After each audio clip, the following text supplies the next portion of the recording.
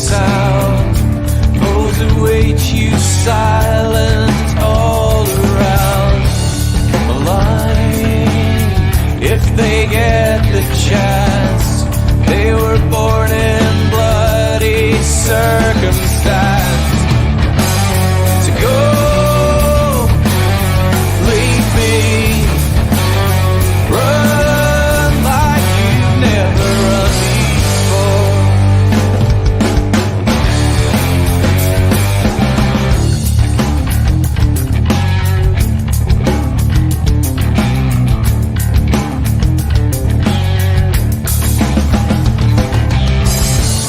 A voice from the underground, given room to breathe, not puppy drowned.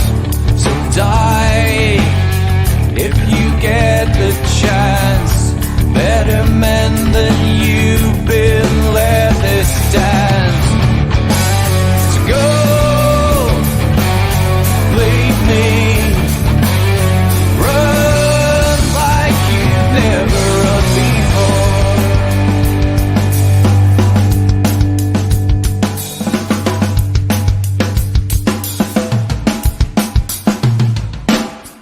I have seen the worst, and there is nothing left for me to hate, so I can lay me down, my brothers, on the ground. I bled today until Coyote comes to raise me up and carries me away.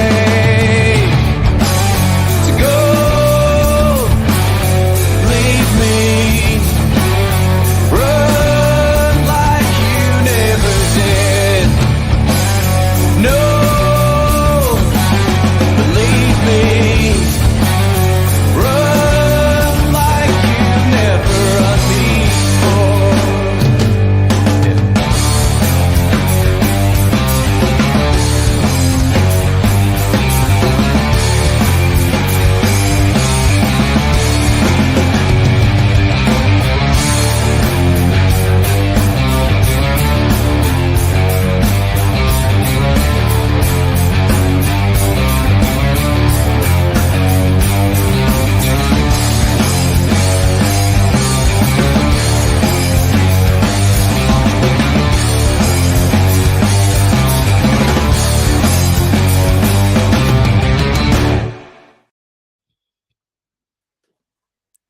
Hello, everybody. Welcome to the Scottish Rugby Podcast, brought to you by the Scottish Rugby Vlog. I am Cammy Black, and joining me this evening, we have John Anderson. Hello, John.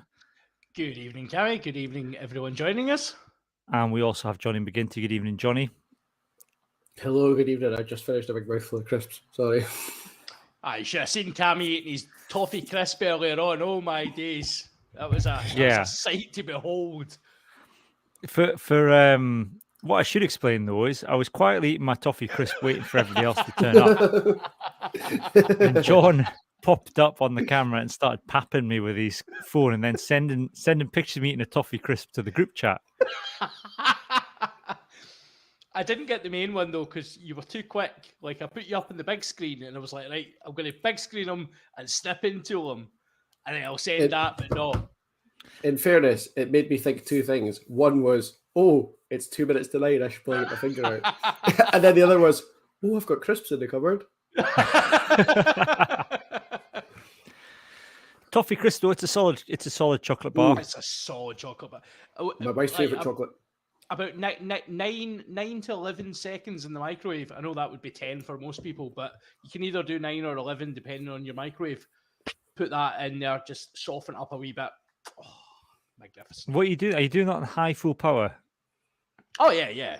Like, does anybody use their microwave not in full power? Is that a thing? I mean, if I'm defrosting a roll, then yeah. Well, put it on full power; it will defrost quicker. You soggy rolls. Anyway, this is the kind of high level. Hang on. Right. You completely unwrap a toffee crisp and then you put it in the microwave for 10 seconds and then you try and eat it. Yeah. Yeah, you use a fork knife. We're from Glasgow. I know this is primarily an audio format, right? I kind of feel like, have you got any toffee crisps in the house, John? 'Cause I feel like for the Patreon special later on, what we really need to do is to see you try and eat a toffee crisp that's been in the microwave for 10 to 11 seconds. I'm just baffled by the whole concept. Right, I tell you That's what, just I don't, ricicles. It's just ricicles and melted chocolate, surely. I don't have any. Yeah, in the house. it's like a deconstructed crispy cake. Next week I'll bring one along for the Patreon special, and we'll do that. There's- It'll be like strong the Strongbow Dark Fruits incident all over again. If anybody ever need motivation to sign up for the Patreon, there it is next week. John Anderson. It's like We'll slow eat a slightly TV, except it's warm- only taken 9 to 11 seconds of watching John warm a toffee crisp up in the microwave and then attempt to eat it. This is the high quality chat that you get on the Scottish Rugby podcast. We're 72 hours away from arguably our biggest ever Six Nations game. And now for the last 6 minutes, we've just talked about heating up a toffee crisp in the microwave. Yeah. Anyway, more on the biggest Six Nations game ever in Scottish rugby history later on. What I will say is, it was International Women's Day this week as we recorded this podcast. We have been covering issues in women's rugby with certainly more focus. I think over the Six Nations, there's been a number of issues that have come out, particularly in Scottish club rugby and the treatment of women by the clubs. And one of the main people who've been covering that is Heather Dewar of the Scottish Daily Mail. And we caught up with Heather earlier today to speak to her about what she's found and a little bit about women's experiences in club rugby in Scotland. I'm joined now by Heather Dewar, who is a journalist for the Scottish Daily Mail. Hello, Heather. Thank you for joining us. Hi, Cammy. Thanks for having me. No problem. Look, this week is International Women's Day, and we've been covering kind of emerging stories from Scottish rugby throughout the Six Nations, and even in the run up to this, around kind of women's experiences in Scottish rugby. That's certainly come to the fore, certainly off the back of what happened with in Wales, and the main story that broke was around Liberton Women's Rugby Club and them. The kind of the women's team being dropped by the club and all of a sudden and it came out about their treatment at the hands of some members of the club, and you picked up that story, and it wasn't just Liberton Rugby players that you heard stories from, but this seemed to be an issue that really kind of went throughout Scottish rugby. The women were having quite significant issues in club rugby. Yeah, no, 100%. First of all, yeah, congratulations on what you guys are doing with regards to discussing some of these issues, because I have been listening to, some of your podcasts, and actually there are very few podcasts like yourself which do keep that at the forefront of topics when they talk about it, especially when there's so much going on in the world of rugby, and there's a lot of brilliant stuff going on in the world of rugby too. But it is really, really important that we do look at some of these subjects and treat them with the respect that they deserve. And you're right. I mean, a lot of the stories that have come out were kind of initiated actually by Liberton Women's Rugby Club being disbanded. I spoke to Jess Sandham, who was the captain of the team there, and it was quite revealing just having a kind of conversation with her initially, just with regards to what was going on in the background. And the message that was pretty clear to me was actually this wasn't just happening at Liberton; it was happening in many different places. And she was very adamant that there was definitely sexism in Scottish rugby. And actually, that wasn't something that they necessarily put out there directly in their statement when they first spoke about misogyny, and they spoke about racism and homophobia, but not specifically sexism. So I asked her about that. And then I spoke to lots of different players after that. Lots of women started coming forward to me. And I spoke to, there were probably about 8 or 9 players, actually, not including Liberton players, who I spoke to off the back of that, and just kind of gathered their experiences. And it sort of inadvertently turned into a bit of an investigation for us. And they all had different experiences, Cammy. But the one thing that ran through it was this feeling that there was sexism, and that actually there had been very little done by the SRU, now Scottish Rugby, to discuss that, and to certainly to look into some of the areas which they particularly felt were important. I mean, there were all sorts of things that were brought forward to me. If you read the stories, you'll have seen that one of, I think, the most damning was a male coach openly discussing with colleagues which player he would like to, and I use the terminology, bang. Excuse me if there are any children listening. Players being sent lecherous text messages, a women's team being voted out of a rugby tour, poor coaching, women having to use men's kit, all these issues which were really prevalent, especially when it came down to the kit issues. And actually, it's something that I never really thought about, Cammy, if I'm completely honest with you, because I won't lie, I'm not a rugby player. Plenty of people in my family are. I never got the opportunity when I was younger. I probably would have played, but I played lots of other sports instead. But it is that thing where a lot of the women I spoke to said, well, actually, it could be quite dangerous as well, having a big male strip, because you'd find that women then tackled sometimes in a different way because they'd grab at shirts. Women were then yanked to the ground. And then if we look at the whole issue of concussion, which I know hopefully we're going to speak to today as well, actually, when players hit the ground, females hit the ground, that can be one of the biggest issues for concussion in women, is actually the head to ground impact. So all these things sort of playing their part. So we built up this investigation. There were players which were quite happy to go on the record, but we decided to keep them off the record because of mental health reasons. We were told by one player, for example, because I think there was a bit of a feeling, Cammy, just to kind of put it into context, some people wondered why most of the people that we spoke to were off the record, and there were players who had incidences before with clubs where they'd felt as if they were being threatened. One player said to me that she'd been attacked. Now, I don't know whether that was physically or verbally, but it doesn't matter. At the end of the day, she'd been attacked. She was worried that coming forward and, you know, being identified would affect her mental health because it had already been affected. So when you look at these things in the round, then there is definitely a problem. So obviously we approached Scottish Rugby about this, and one of the other areas that we'd been looking into was whether actually there'd been any complaints made about this, because it's all well and good to a certain degree if you have had issues, but why didn't you come forward and then discuss some of these issues with the clubs? And we were told by at least a couple of the players that we spoke to that they had actually made complaints and that they weren't dealt with, or they weren't dealt with in the ways that they wanted to be dealt with. We spoke to Scottish Rugby. Scottish Rugby said that there'd been no complaints of sexism to the disciplinary department over the last 6 years. I specifically asked them about the 6 years. I put that as a timeline because I'd been notified potentially of an incident that may have happened a few years ago. So I thought, I'll give a wide timeline here to give them the opportunity to look back on this. So no incidents, we were told, which is interesting because it's not actually what we've been told.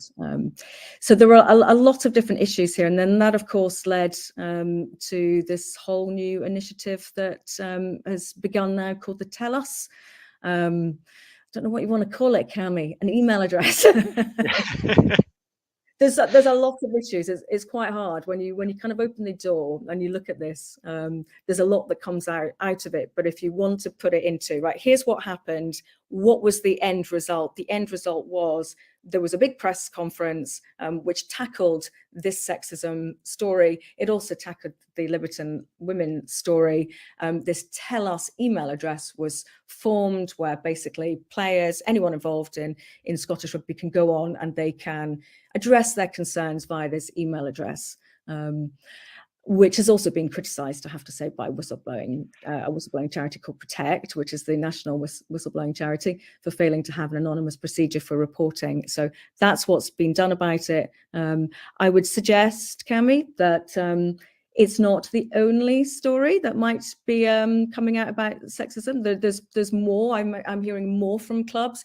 This is the thing. Don't just always believe what you're being told on the surface, because you'll find that when you start to do a lot of stories like this, that there tends to be a bit of a snowball effect, and more people will start coming out.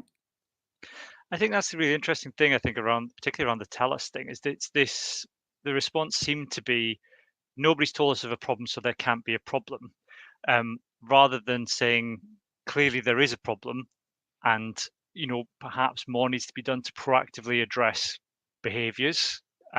Certainly, I know from having been involved in doing the podcast and writing for the blog for a number of years, I can't recall seeing Scottish Rugby do anything proactive to tackle sexism. So it seems to be that the response is, well, let's wait until something becomes a problem before we look to try and address it.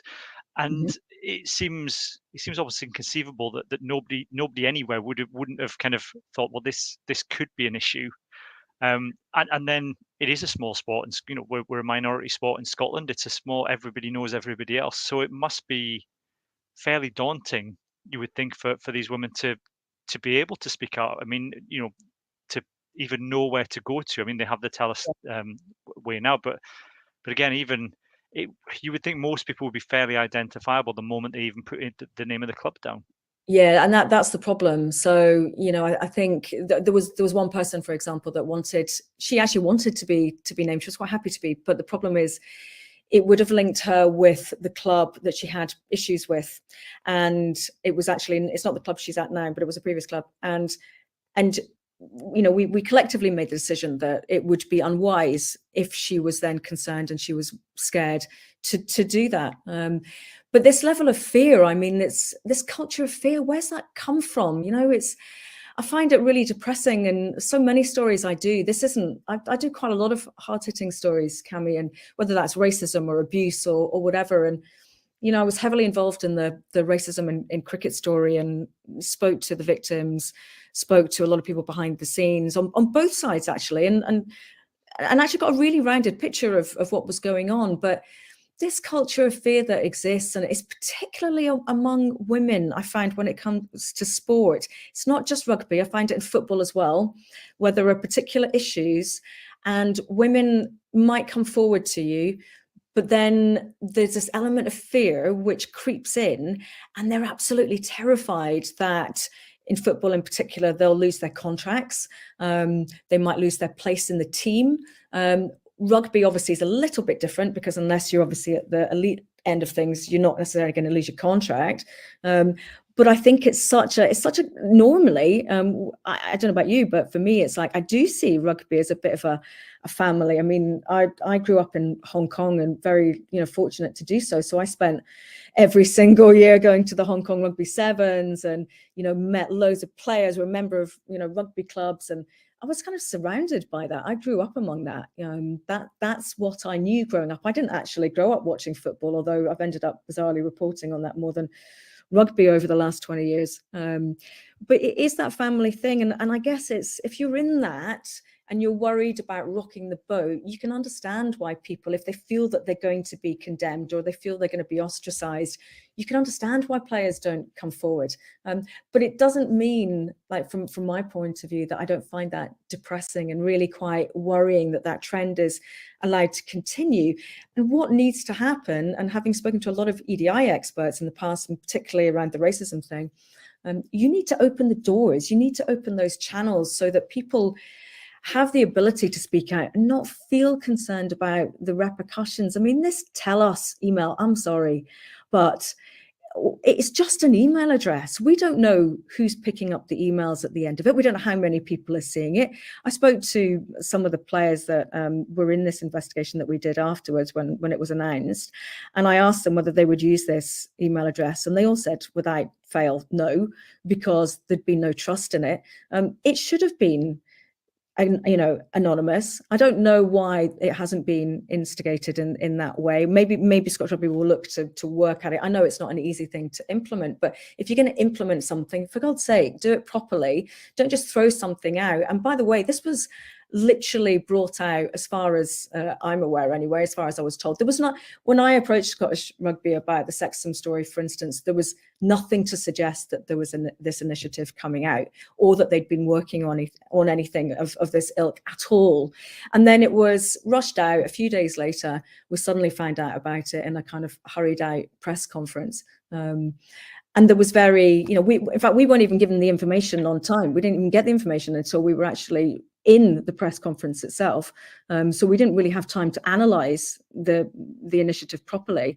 But it's, you know, you need to give your players, your staff, your coaches, the people within that rugby family that I'm talking about, particularly within the clubs, where sometimes, you know, you don't always feel like you know what's going on within the bigger body of Scottish rugby. You need to make them feel like they're a part of it. Don't instantly create a barrier to change. But that it's almost like that's what Scottish rugby are doing continually. It's just putting up these barriers to change, or not giving people the opportunity to feel like, you know, if they do come forward, they're going to be respected. Now, that might just be a sense. It may be that isn't happening. It may be, and I really hope that is, you know, everything is becoming more open. And I know there is, honestly, I'm not blind to what is going on. I know there is lots of really good stuff going on. I know lots of women who love their club rugby, who think their clubs are fantastic. I know the likes of Dom Ward, who I've spoken to for an article before, doing fantastic work at Grangemouth Stags.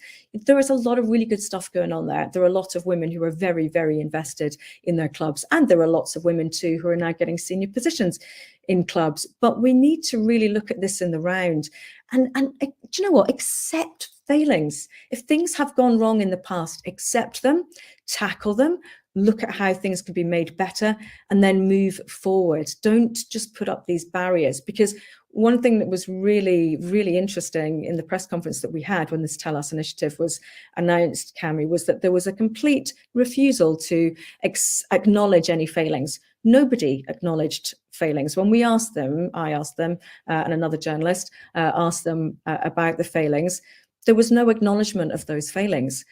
You've got to acknowledge that things have gone wrong before you can change things for the better. Yeah, and I mean, it seems to be kind of a bit of a tale with the SRU's response to any crisis or any kind of form of criticism is to kind of just, you know, put up the shutters and not accept any liability. You know, this is a body that tried to once sue the weather in Japan when we were a match threatened with a typhoon. But I mean, you know, we've seen again with the Siobhan Cadogan, you know, what's happened around Siobhan Cadogan, and just, you know, digging the heels in seems to be the approach. And you would think that's not going to do anything to overcome the fears that women might have of speaking out, is if what they see is the shutters going up and a body acting defensively. That doesn't indicate a body that's willing to listen, does it? No, and I think it's, you know, it's maybe they just need to really have a look at the processes, you know, it's, and don't, as you say, it's that defensive nature. Don't be so defensive. You know, if actually there are lots of people who would really like to work with Scottish rugby, that genuinely, a lot of the clubs would like to work properly with the people within the you know, Scottish rugby. And when I say Scottish rugby, the organisation of Scottish rugby itself, there are a lot of people that I know who don't currently have anything to do with Scottish rugby, but would like to, you know, get involved and would like to put their kids in clubs, etc., etc. So make it an environment, give it this the place for, you know, this kind of, I don't know, a kind of aspect where everyone can feel included and everyone can feel like there's an open door, rather than feeling as we did, a lot of members of the press, that actually, again, just being shut down before we'd even started. And this attitude that, you know, there's nothing to see here. Well, there is something to see here, because we've shown that there is something to see here, and there are people continually coming forward. And actually, when I talk about those processes, you know, there are lots of guidelines, there are lots of procedures that you have to go through when there are complaints being made. But maybe look at those procedures and maybe ask yourself whether they are the correct procedures. So, you know, there are some instances, for example, where there might be a problem within a club, and the person who's got a problem with an individual or something that's happened is told to go to the club president. What happens, I'm just putting this out there as a theoretical idea, what happens if the problem is with the president? Or what happens if the problem is with someone on the committee and actually they're very good friends with the president? How do you approach that? How do you feel like you have the backing and the ability to do that without being ostracized? If those processes have to be done in that manner, maybe they should be looked at, because you wonder whether they are then being heard further up the chain. Because I'm hearing stories of things going on within clubs where the message isn't getting through. And actually, maybe those in the know at Scottish Rugby aren't hearing those stories because it's not filtering through all the way to the top. And I'm not meaning to sound as if I'm going around the houses or being a little bit careful about what I'm saying here, but there are situations happening where I'm being told that complaints have been made, but I'm wondering whether the complaints are getting through sometimes to the people that they need to actually be made to. It's that process. I don't know whether the processes are currently working. And just finally, Heather, it's I'm kind of interested in your kind of take on this. You mentioned equipment earlier, and it's quite an interesting point, I suppose, just in kind of the wider women's sport, about the availability of equipment and the appropriateness of equipment, but also just the kind of general sense that women are starting to question the way they've been treated, the way they've been trained in sport or in the past. And I wonder whether or not those kind of stories are now coming out. Is that because women now have, I don't know, channels and are finding their voice and ways to speak? Or do you think it's that sport is getting better at recognizing those issues?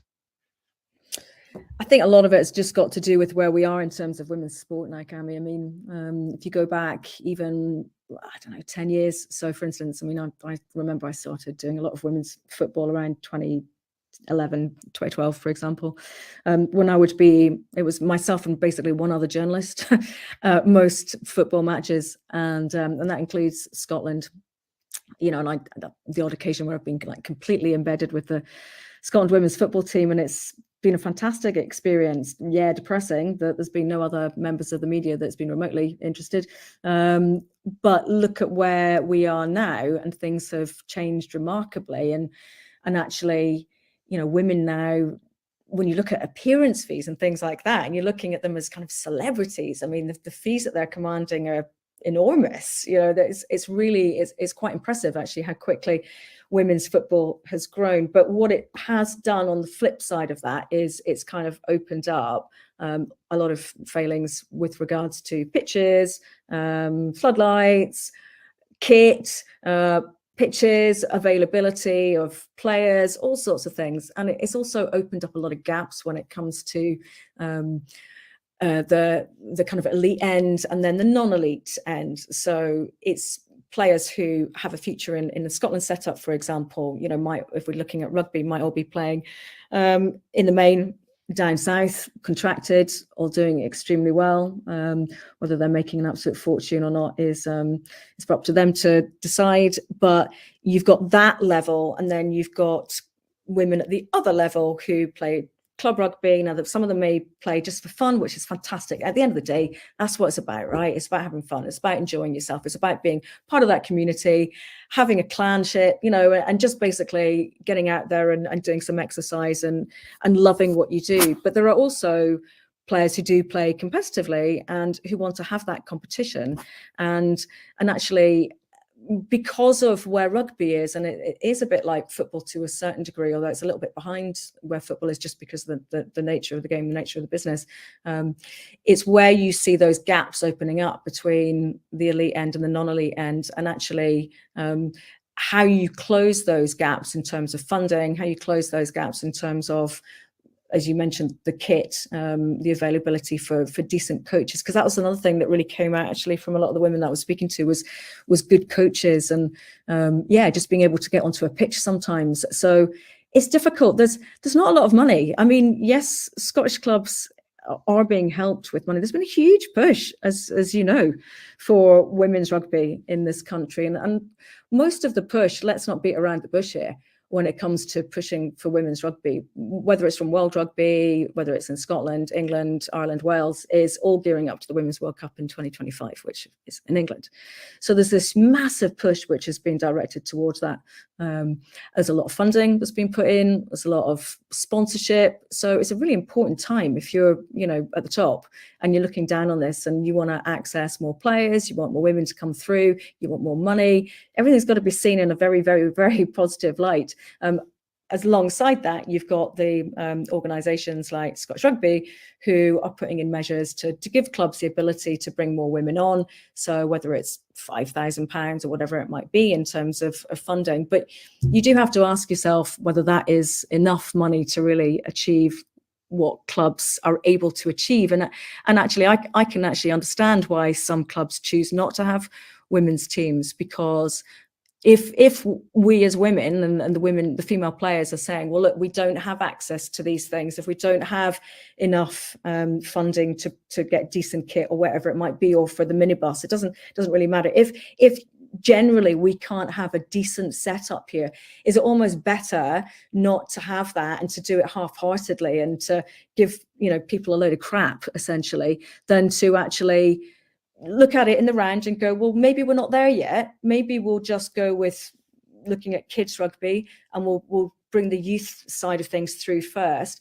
And then when we are ready and when we have everything available and we feel like we can do this properly, then we bring on a women's team. So I don't think we should criticize clubs who don't have that. I think we need to look at that really realistically. There isn't a lot of money out there at the moment for women's rugby at the non-elite level, even at the elite level. Again, let's be frank. So it's a growing game. It's a growing sport, just like every other women's sport. It's in a completely different place from where it's ever been before, mainly because we're now seeing it all over the media. That is a terrific thing. That is a brilliant thing. We should celebrate that, but we should also be, in my mind, really realistic, as someone who's covered lots of different sports across many years and actually sees the reality of this. So we hear a lot about what's going on down south. Again, sorry to talk about football, but if we talk, because you have to kind of use that as an example, because it's a sport that's growing exponentially in terms of fan numbers, and the fans bring in the money at the end of the day, as do big sponsors like Barclays, for example. But essentially, the fans keep the games going. But you look at the huge numbers coming out to Wembley to watch some huge women's matches down south. You look at Barcelona. You look at some of the teams in Europe who are bringing out really big numbers. But actually, to be honest, in Scotland in particular, those numbers are really not there. We may see records being broken occasionally in cup finals, but those numbers are still very minor. And that doesn't take anything away from the growth. It's fantastic that they are growing, but we need to be realistic about the speed of all of this and not try, in my mind, and rush it. And if you want to rush it, you need to put the resources in, because really they are not there yet. Well, Heather, thank you so much for joining us.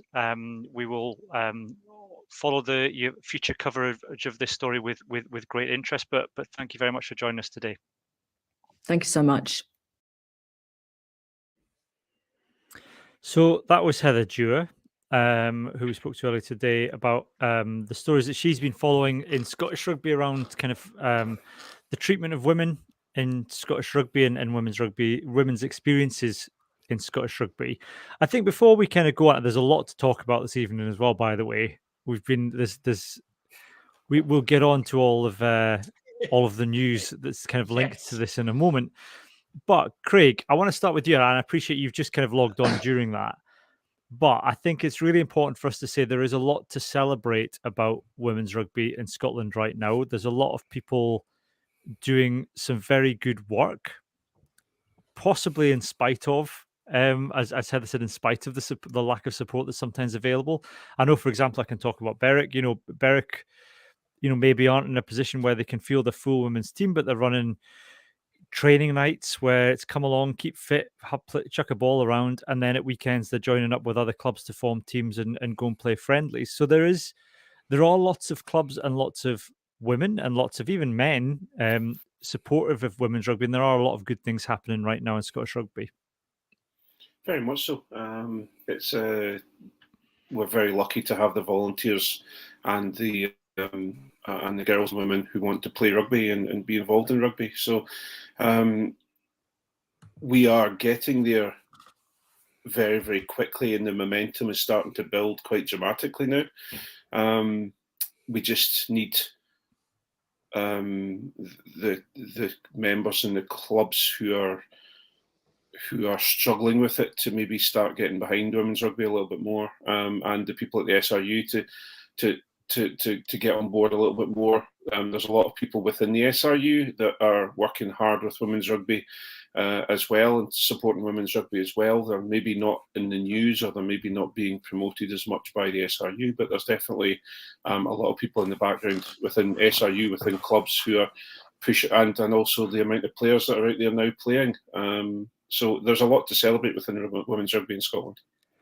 Yeah, John, I think we've said before, I think we have been critical of the SRU for their approach to women's rugby, and I think it's fair to say that we would acknowledge there are people within the SRU who do a lot to support women's rugby, to support women referees, to bring them on, to really grow the game. I think our issue, I suppose, has always been from the top. It's that, the messaging hasn't always been supportive of women's rugby or prioritize women's rugby. And I guess if that message from the top is this isn't a priority, that does filter down to club level. Yeah, I think that's absolutely fair. I mean, you've seen it for many, many years. Like, I think the upswell in women's rugby recently has it's been, it's been really due to a lot of individuals, as you say, at the grassroots. Hopefully, we've played our wee part in that as well. But people, yeah, the governing body haven't really done much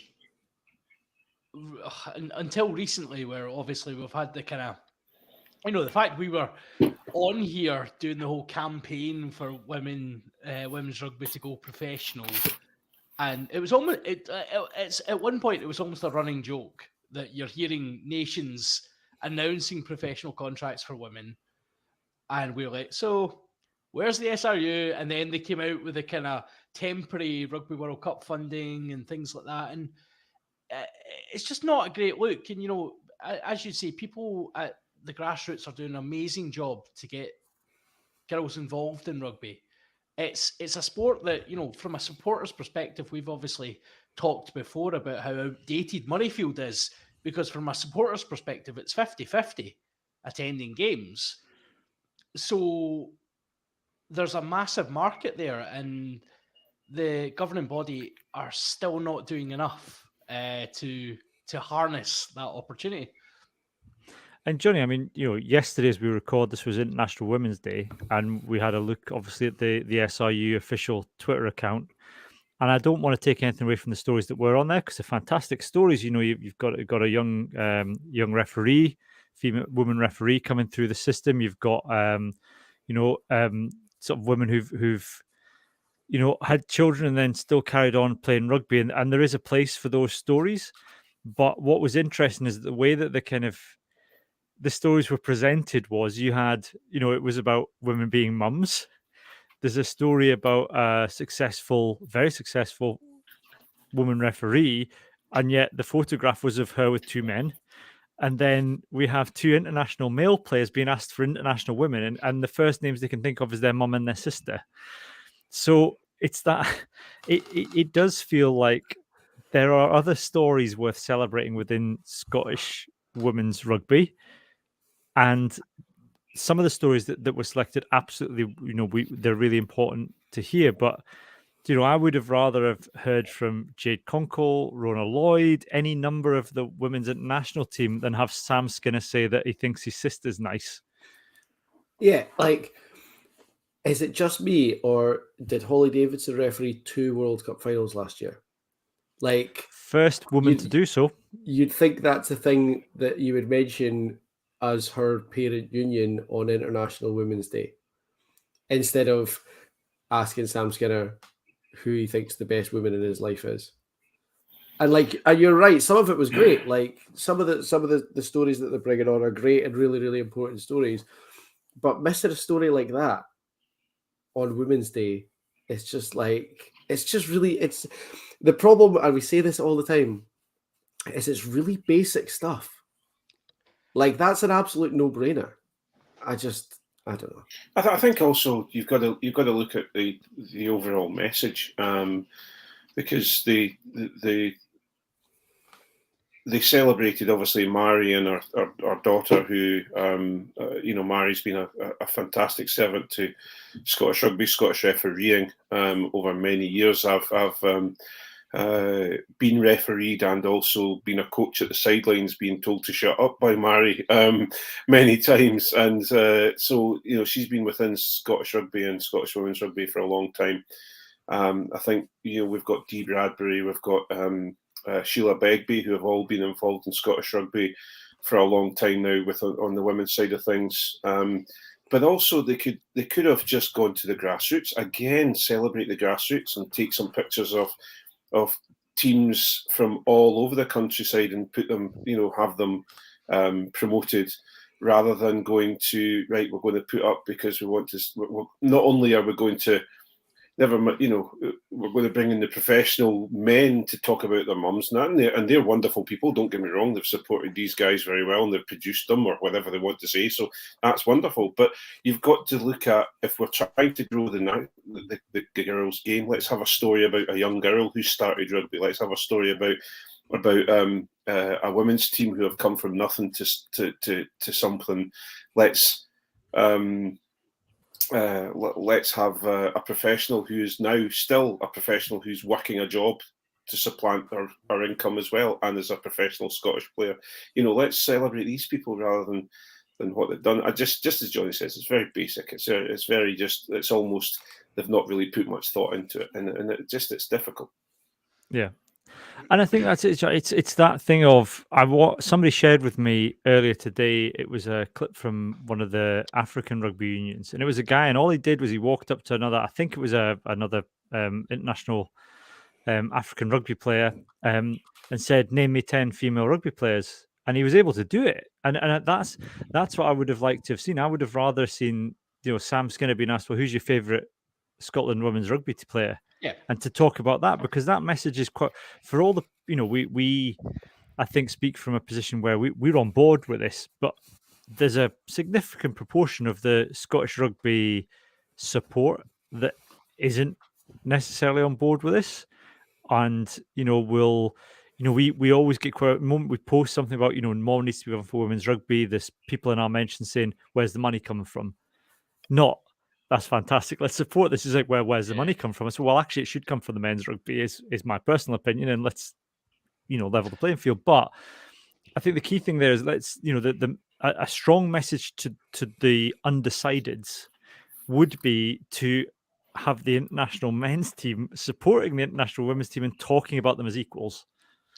Well, that's the thing, actually. You look at so you mentioned Sam Skinner as an example, and not to single him out, obviously he was part of the promo, but I think it goes a step further than what you've said. And actually, like, you've got, we all grew up having favourite players. We all grew up having people we looked up to in Scottish rugby. And if you've got a player coming out and saying, you're being challenged, right, name your 10 favourite women's players, or name your favourite current Scottish women's international. As a fan, growing up as a young person, you would take note of that. You would be like, oh, Sam Skinner. I'm not saying Sam Skinner is my favourite player or ever would be. That would be bizarre. But, a player like that, you would go, okay, they've mentioned Rona Lloyd. Okay, cool. Who's Rona Lloyd? And the youngsters today are in such a, going to sound old for a second here, but that's such a position that information is at their fingertips at all times. So, a Stuart Hogg mentions a women's international player, hundreds of thousands of people are Googling that. And all of a sudden that awareness is generated. That is, it's a situation. The marketing team at the SRU are frankly amateur at best, but they've got all the tools available to them if they simply ask the right questions, and they're not doing that. So you're absolutely spot on. That would have been the simplest way to go about it. Not to mention, by the way, that Rona Lloyd's TikTok is amazing. Oh right, absolutely. yes. And like, if you want to know, and believe me, I know this from bitter first-hand experience from being at work. If you want to know where young people get their information from, if Stuart Hogg or Sam Skinner or whatever says, "Oh yeah, Rona Lloyd, she's my favourite," They're going to go to TikTok and be like, oh, I wonder who Ronaldo is. Oh, actually, her TikTok's amazing. This is really cool. Maybe I'll find out more about more of these players. Maybe Yeah. I'll look into rugby a bit more. Oh, I wonder if this rugby thing might be for me. Oh, let's And- go. And even, I mean, and you say that, and actually, it's the women players to me are far more interesting. I mean, the stuff that Rona Lloyd talks about female body image and the pressure on female athletes, not to put on muscle, and that's something she felt when she was younger and wanted to play rugby. Those are really important messages, and you don't see, male rugby players talking about these issues. They're just, they're so media trained and they're just so bland that actually the stuff that's coming out, particularly from the Scotland women's camp, is far more interesting, Johnny, than anything that would come out of the men's camp. It is, and it's like it's something that should be a massive advantage for not just the SRU and not just Scottish rugby, but for all rugby. That, like, in the proper use of the word, there's so many more characters, and not in like a grabbing someone's genitals Joe Marler like way, in like an actual interesting, worth hearing about character. And I think that media teams and unions are probably so terrified of that actually that's going to go away quite soon. So it's a golden opportunity just now to try and enjoy it while we can, because as soon as these players become more professional, they're going to get more media trained, and we're going to get less of that. And I kind of hope that they can maybe turn the tide of that a little bit, because what they're saying, like you say, is really important and really, really interesting. And we should keep it, because it's just such a worthwhile commodity. We've got an interesting comment from Mary Anstrer. Hello, Mary, who's listening as we record this live. She said, the problem is that the top of the SRU is run by mostly white middle-class men. Where are the women at the top?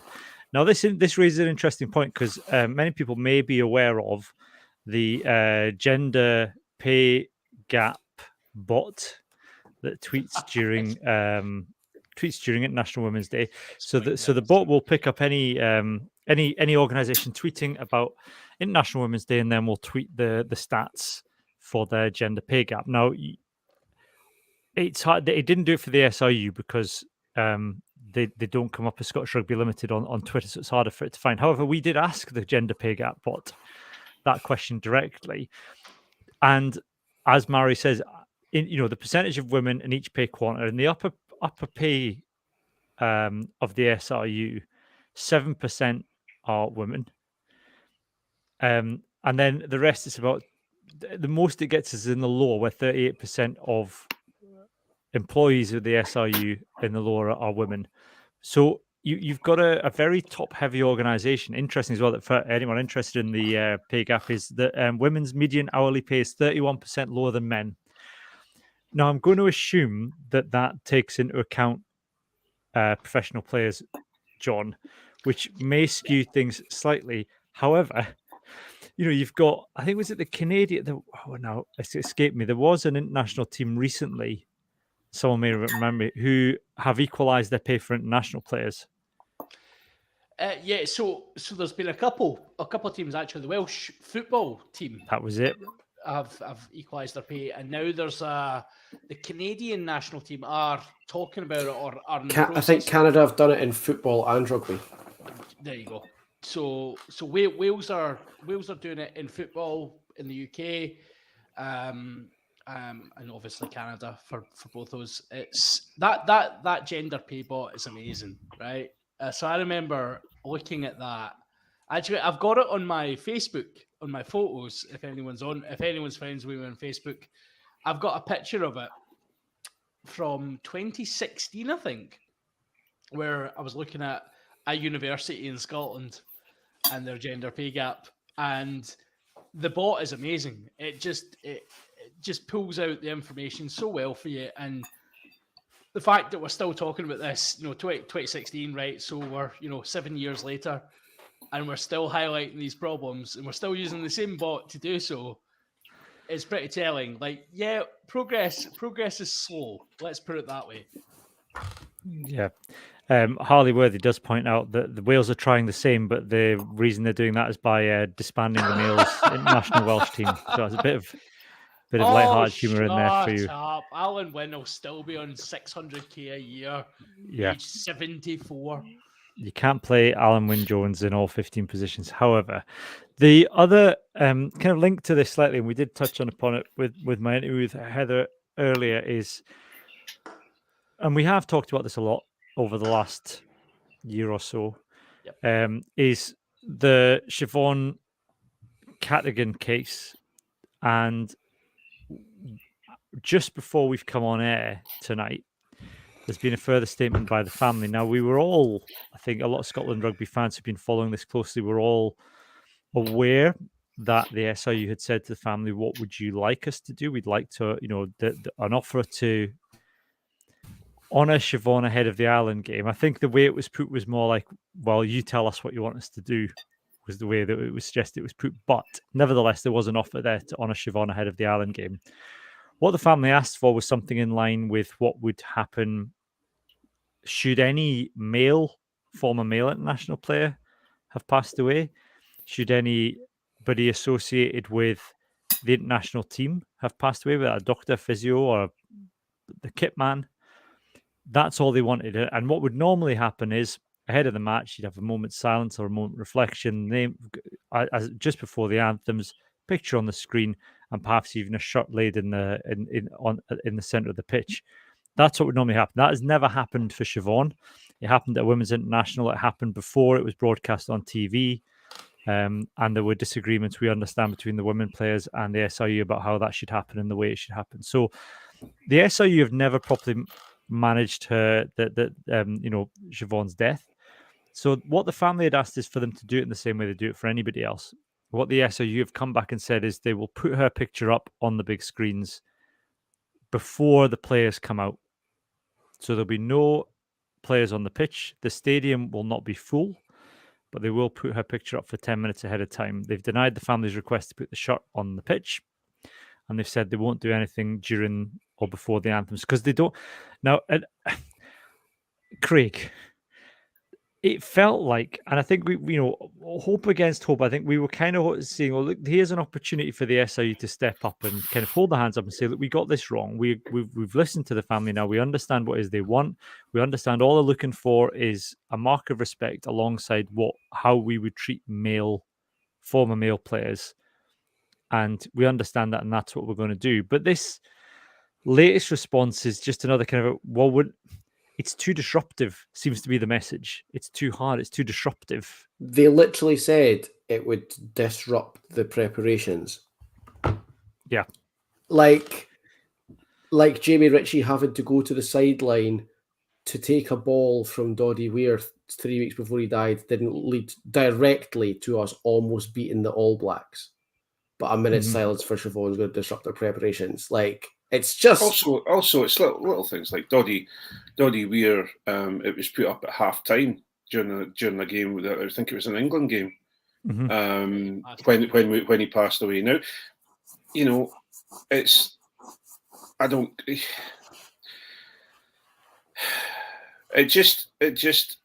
It constantly beggars belief. It just makes me shake my head because I don't know what to do. Because we are at a stage where every time they have an opportunity to solve the problem, they take a swing at it, but they miss the ball completely and don't even kick it across towards the posts. Never mind. Even this last effort, all they could have done was just before the anthems. They even put the thing up about racism before the anthems. Yep. They could have put her up before then, had a minute's silence, and it's done. And it brings I'm not saying it will close the case completely, but what it does is it gives a grieving family a little bit more closure. And who doesn't want that? There's not one player on the field that would turn around and go, "That's ridiculous. It's that's putting me off my game." My suspicion with this, John, call me cynical, is this weekend is Hoggy's 100th cap. Yeah. And part of me thinks the SRU Not Hoggy. I think Hoggy would understand if I'm perfectly honest. But part of me thinks the SRU don't want to detract from Hoggy's 100th cap. I think it would be the most powerful statement they could make if Stuart Hogg, 100 caps, former Scotland captain, widely regarded one of the best male players of his generation, if not in the totality of Scottish rugby, was on his 100th cap to lay a number 8 shirt at the start of the game and say, here we go, here's our tribute to a fallen colleague. That would be as big a statement as they could possibly make, and that would, all the nonsense that's went around Stuart Hogg for years and years and years, like that would be, he's been in the press this week, giving it the chat, and everybody's been commenting on his sensitivity, his emotional empathy towards people, etc.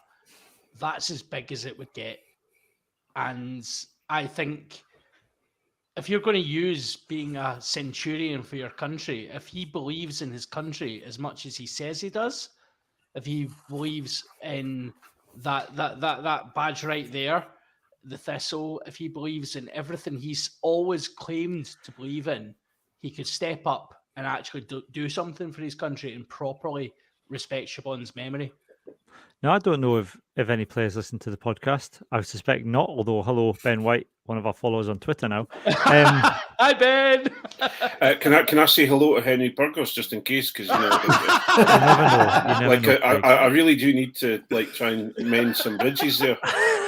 Well, yes, you do, especially what's coming in your neck of the woods. Yeah. we'll get on to that in the Patreon special maybe. But I think one of the most I think at this stage, if I know my view on this is slightly differently, but if the powerful thing would be for the player, if the SRU aren't going to do it, it's for the players to do something. Correct, yeah. There's nothing to stop the players going out with tape on their hands with Shibby 8 written on them, or doing something themselves, or market it in a small way as a kind of, there was the Budge Pountney kind of try against Ireland was up on the internet, and there's someone that didn't care what the Blazers thought and just got on with it, and there's nothing to stop the players doing something if the SRU aren't going to. Interestingly, we've got Alan McDonald, who's been a long supporter of the Cadigan family and this, trying to mark Siobhan's passing in an appropriate way, and Alan has championed the 8th minute ovation. I think it'd be great if and Alan's asked if anybody's going to the Ireland match at the weekend, make sure you're there in your seat early, and let's make a lot of noise for Siobhan when a picture does go up. Let's get the 8th minute ovation going. Alan's got in touch to say that the family understood the 100 cap issue, and it was raised as a possible issue, and proposed even that the Italy game would be maybe more appropriate, but I have been told that's no dice. I just, Heather said it earlier in the interview, the shutters just go up with the SRU. They're so defensive, Jonny, about everything. And it's just, that has to come from the top. Yeah. And this has been, with all of these things that we've talked about over the last couple of years, it's always been the problem.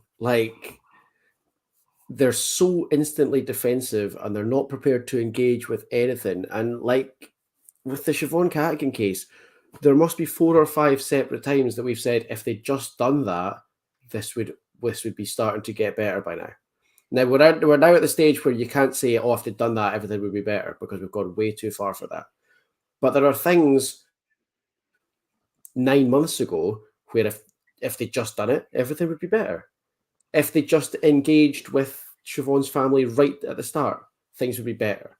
If they'd given her the ovation and the respect that she deserves 9 months ago, things would be better by now. If they had spoken openly about how they're investigating it, what they're doing in-house before this independent investigation started getting brought up, things would be better by now. It's just nobody's, and we said this when we spoke about it when we had the big episode about Siobhan, nobody's out to get anyone at the SRU. Siobhan's family want to understand properly what happened.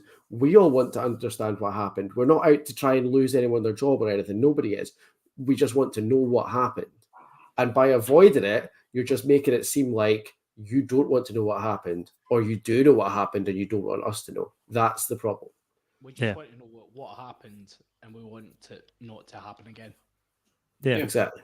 I think also though, you know, the SRU are still pushing this. They're trying to get us to know about the roots of the Scottish male players, etc., and they're wanting us to engage with these players. How about the other way around? How about the SRU engaging with us and speaking to the, you know, looking to everybody who are fans, everybody who pays money into them, everybody who buys a shirt. They are part of the SRU family. We should, you know, it's no this corporate sort of shutters that go up at any, you know, to the point of, you know, we're known because we call out the SRU. We're known to the SRU. And it's I like, was going to say, Craig, you're not talking about us, are you? no, but yeah. But the thing is, you know, some of us have no players and have chatted with players for a while until they get to a certain level of SRU-ness, and all of a sudden you no longer hear from them again. And it's this whole they need to be more personal. They need to understand a little bit more about the people who are paying the money for the tickets. And if they opened themselves up a little bit more and opened up the players and support, you know, brought the women's players together with the men's players and seemed a little bit more human, I think things would go a bit better for them. I mean, we didn't touch on this in last week's podcast. It came out afterwards, but there was a statement that came out after last week's podcast from the SRU board. Now, the board are kind of, it's a new governance, but another new governance body to kind of oversee the running of Scottish Rugby Limited, and they put out a statement about the progress of the it's not independent of the SRU's investigation into what happened with Siobhan and her treatment. And I think what was disappointing with that statement was, you know, you've got the chair of the board using words like, I feel comforted by the way the investigation's going.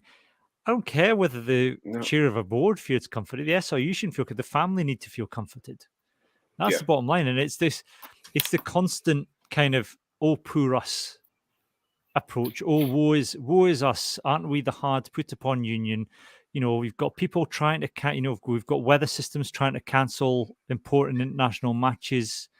We've got these nasty podcasters trying to get at us and criticize us every week rather than supporting the game. We've got these pesky women that keep asking to be paid for the same as and treated with the same respect as male players. Oh, woe is us, what problems we have. You know, we're having to do an investigation into the death of a player, which we may possibly have, you know, our systems may have possibly contributed to. Poor us, not poor the family, not poor the player, not what a shame this has happened. This is horrendous. Let's get a grip of it. And especially the board. This is supposed to be the body that oversees Scottish Rugby Limited. This is the first test they've had, and the response is, well, it all seems to be in order. But everything seems to be in order here, and we feel quite comforted by things. To hang with the family, we're fine. Note to see here. Move along. Yeah. So we've hit the hour mark, and that is the end. We had plenty more to talk about, believe you me. We haven't even touched on the fact that our lives are all at risk now because Steve Diamond's in charge of Edinburgh. Hang on. You don't need to bring in everyone's lives are at risk. No, Hey, Henry Purgus will be putting in a terrible word about you, Craig. Just wait till first day. You'll see Purgos and Dimes next time you're at the dam, and Purgos on him. That's him over there. Over there, Steve. You're on a more sugary peg than me. You should hear what he said about me. At least Anderson and I are not likely to find ourselves in the dam anytime soon, so we're all right. No, because we'll get ended by Flinty. You're going into the eye of the storm every week. You just think Flinty's going to be walking about with a baseball bat with a nail through it fairly soon. Yeah, what Flinty is now Negan from The Walking Dead. I'm just worried that Steve Diamond gets hold of our telephone numbers like he did with Squidge. So I have to say, before I popped that Twitter message up, I did double check that all my profile was pretty hidden, so that the Dimes couldn't get out, couldn't get into me. I wanted to put a He'll thing find underneath you it if he saying wants this to has got find nothing you. to do with me. This has nothing to do with me. I'm an Edinburgh fan. That's what I was needing. I forgot to put that in. This has got everything to do with you if you're an Edinburgh fan. Look, so if you are our patron, we'll be getting into this in the Patreon podcast. Fear you not. We'll do a bit of a chat about the Ireland game as well. This, as we record this, neither team has been announced, so any previews are kind of always slightly difficult until we know what the actual teams are. So we'll be covering that in the Patreon podcast a little bit, talking about some other stuff, other bits of news as well. Thank you, Harley Worthy, who says good luck with the rest of our podcasting careers now that Steve Diamond is in Scotland. Thank you, Harley. We will say goodbye, though, to everybody else, and we'll join the Patreon soon. So it's goodbye from me and goodbye from John, Craig, and Johnny. Make sure you all get down early for the Ireland game, guys. Absolutely, guys. It'd be brilliant to see you all down there. Bye, guys. Bye.